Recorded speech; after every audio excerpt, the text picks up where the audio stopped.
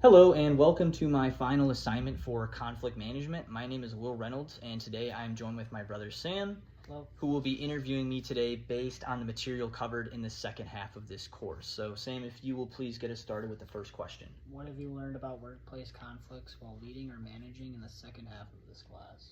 I would say one of the biggest things that I've learned in the second half of this class is how much self-awareness impacts leadership in conflict situations. I've grown to understand it's not just about what you say, it's about more of the assumptions, habits, and personal experiences that you bring in before the conflict resolution even starts.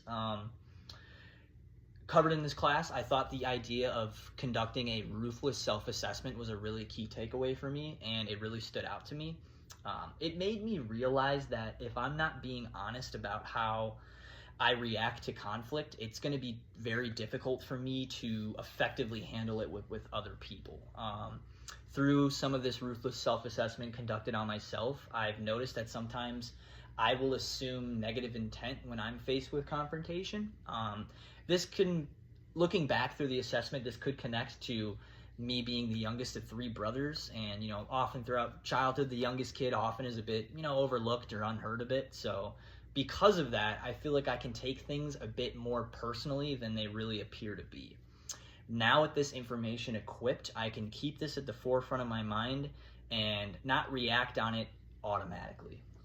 Another key takeaway for me was committed listening, and the key thing on that was especially to people who disagree with me. We also covered a lot on the topic of criticism in the past week. Prior to this class, I really viewed it in a negative mindset, really just a line drawn in the sand of like unacceptable behavior that just needed to be immediately changed. Covering that in class through the discussion and the readings, I've grown to understand criticism more as a sign or a signal that someone cares very deeply and passionately about a problem and wants a better outcome. This shifts my mindset from being very on a defensive standpoint to being a lot more curious of where's that passion leading me to. It also connects to surfacing a lot of these underlying tensions that can come up in a confrontation. I've learned that what people say is often not the issue, so you have to stop yourself from instantly latching on to a lot of these negative emotions, kind of taking that back seat and navigating it from a very level-headed point of view. All right. Tell me about a specific example or common experience, one involving leadership or management, that you have personally experienced with workplace conflict. Yeah, definitely. I'd say my thoughts go to my time as a full-time track coach. I experienced a conflict with an athlete who was pretty frustrated about not only their playing time, but a lot of their opportunities to run their best race. They came at me, I would say, very visibly frustrated.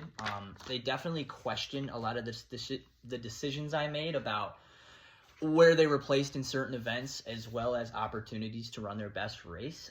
At the time, prior to this class, my reaction to that was to jump immediately into problem-solving mode, because that's what I thought they wanted. I wanted to just, put my back against the wall, explain my position, and really try to justify my decision-making to them. The question is, did that end up working out well? It really didn't help. The athlete continued and left that conversation still feeling unheard and pretty much overlooked. Okay, so how does the material you have learned in this class apply to your experience expressed in question 2? I would say using what I've learned, I would definitely have approached the situation way differently. Initially, I just jumped into the problem solving, and I defended my position. I defended my decisions instead of opening that conversation, instead of shutting it down. What I would do instead is, first and foremost, slow down and ask questions first. I really need to gain a scope on what the real issue is and get as much information as I can before really acting on anything.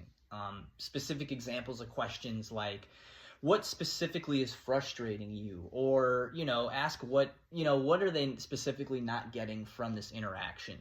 Last week we talked about viewing your opponent in a conflict as not an opponent, but more of a dance partner. In a dance, you're not stepping on your partner's toes.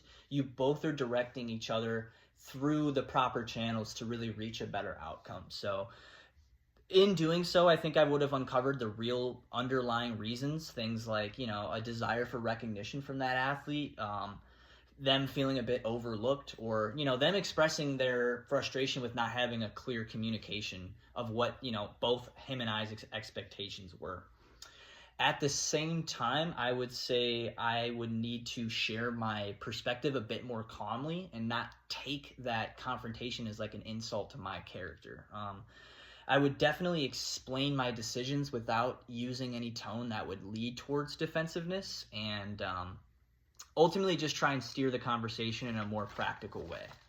Another example that comes to mind was more in a team conflict that didn't really involve myself, but two athletes that I witnessed. Basically what happened was there's one spot left for two athletes to qualify for a relay, and what started as a small disagreement really grew into broad and personal statements centered around things like, I'm working harder than you, I deserve X, Y, and Z. Both individuals just argued their points. They didn't really express any real needs, and the real issues like, recognition of effort, their individual work ethics, or, just feeling respected for how they contributed to the team. All of this was ignored, and as a result of that, no resolution was found. Neither person really listened to either one, and that conflict escalated into both individuals just not even speaking to each other. So when I think back on how the class material applies, moving forward, if I was faced in a similar situation, I can recognize first that how you define a problem will shape the outcome. Instead of labeling somebody as just like a difficult person, I've learned to be a lot more specific in how I'm going to frame that conflict. If I define it as like a personality issue, that confrontation is going to get stuck very quickly because people assume they're set in each other's ways, I guess you could say. And sometimes I've learned to look at it more as like a relationship issue, not just an individual one, because rarely is one person always right over the other. Sometimes the problem can really come from more a shared pattern between two people and not just the individual one. So how I would shift my mindset using the material from class is I would keep the situation from just feeling personal. I would keep it focused on the behavior and the relationship aspect of it, and not get down into the details of like individuals. Doing so would create a lot more room for collaboration, I think so. And I think it's just easier to arrive at a resolution quicker and less complicated. Looking back at some of the insights that we had from the Zoom meetings, really just taking the time to not rush to solve the problem, I think is a really important lesson. Especially when you slow things down, you can get to the deeper root of the problem. Things like, not feeling respected or valued in your position. These are tough times. But once you can open the conversation, and not only that, invite, if let's say, for example, the two athletes that had a problem, if I just invited them to create solutions to each other, that's going to open the conversation up. I'm going to create more buy-in so that each individual can take a real shared ownership of that problem. So it doesn't feel, again, like an individual problem. It's a behavior and a relationship issue, which I think would really ultimately lead to a better outcome.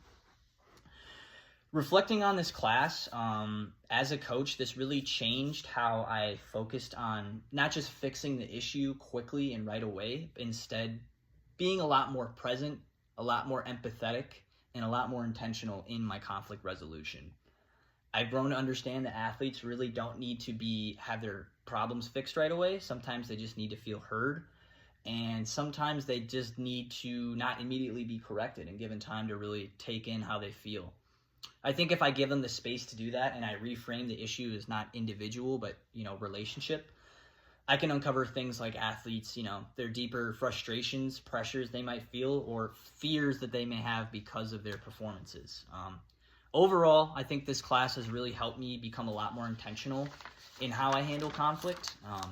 I feel like I'm a lot more aware of my reactions and some of my underlying personal experiences, habits that may influence how I manage conflict in general. I become a lot better at listening and hearing out people's true underlying needs and not just trying to resolve it right away. and I'm a lot more focused on understanding instead of just problem solving. I would say my biggest lesson that I took away is that instead of just resolving conflict, I can use it to build stronger relationships and really just aim to create a more friendly team environment. So, yeah, that is my assignment for today. Thank you very much for interviewing me. Yeah, of course. Thank you.